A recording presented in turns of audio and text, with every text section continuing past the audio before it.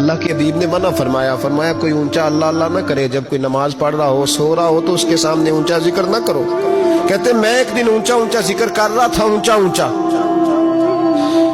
اونچا میں ذکر کر رہا تھا، کیونکہ عشق لگا سی کھیڈا کھیڈ دینوں تے مینوں کھیڈا بھول گئیاں، میں کجل پایا سی یار دے ویکھنے نوں، پھر او دی یاد وچ روندے آئی ڈل گئیاں، حیدر شاہ اس گلی کدے نہ رول دی، پر ہن تے رول گئیاں۔ کہتے میں اونچا ذکر کر رہا تھا تو حضرت عمر فاروق رضی اللہ تعالیٰ عنہ نے ڈانٹ دیا، فرمایا تجھے نہیں پتا حضور نے منع کیا؟ تو عمر نے ڈانٹا تو میں چھپ کے بیٹھ گیا کونے میں۔ حضور آئے نا نماز پڑھانے تو محبوب نے پتہ کیا وہ عبداللہ کدھر ہے؟ کہتے میں کونے میں تھا، حضور نے فرمایا کیا ہوا؟ تو میں رو پڑا، میری عزت بڑی تھی نا مدینے میں، کبھی کسی نے کچھ نہیں کہا تھا۔ نبی کریم نے فرمایا کیا ہوا؟ عرض کی حضور کچھ نہیں۔ پھر بھی بتاؤ؟ کہتا میں رو پڑا، میں نے کہا یا رسول اللہ میری غلطی تھی تو سیدنا فاروق اعظم نے ڈانٹ دیا ہے۔ فرمایا ہوا کیا؟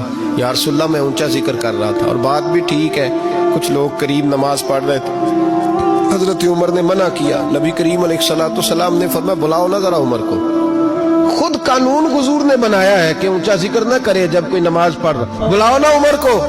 جناب عمر آئے تو حضور نے فرمایا عمر میرے عبداللہ کو کوئی نہ ڈانٹے، کسی ان پڑھ سے، کسی دیہاتی سے، کسی بھولے سے انداز دیکھے حضور کا، اسے کوئی نہ ڈانٹے۔ پھر حضور نے فرمایا تمہیں پتہ ہے یہ میرے لیے کتنی تکلیفیں برداشت کر کے آیا؟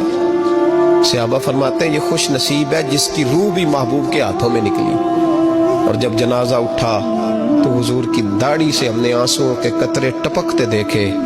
مدینے میں رواج تھا کہ قبر میں قریبی عزیز اتارا کرتے تھے، پر ان کا تو مدینے میں رشتہ دار ہی کوئی نہیں تھا۔ حضرت عمر فاروق اور جناب ابو بکر صدیق کہنے لگے ہم قبر میں اتارتے۔ جب ان دونوں نے اٹھایا قبر میں گئے تو کہتے ہیں کمال دیکھو اللہ کے رسول ہم دونوں سے پہلے قبر میں اتر گئے، اور حضور نے یہ البدایہ والنہایہ میں موجود ہے، کہا مجھے دو میں قبر میں اتارتا ہوں۔ کہتے ہیں حضور نے تنے تنہا پکڑا، تنے تنہا قبر میں اتارا، پسے مردن فرشتوں نے جو تلاشی لی تو کیا نکلا؟ فقط ایک دل کے گوشے سے خیال مصطفیٰ نکلا۔ نبی کریم علیہ السلام نے قبر میں رکھا اور ساتھ فرمایا اے اللہ میں آج شام تک اس سے راضی تھا، تو بھی اپنے کرم سے اس سے راضی ہو جا۔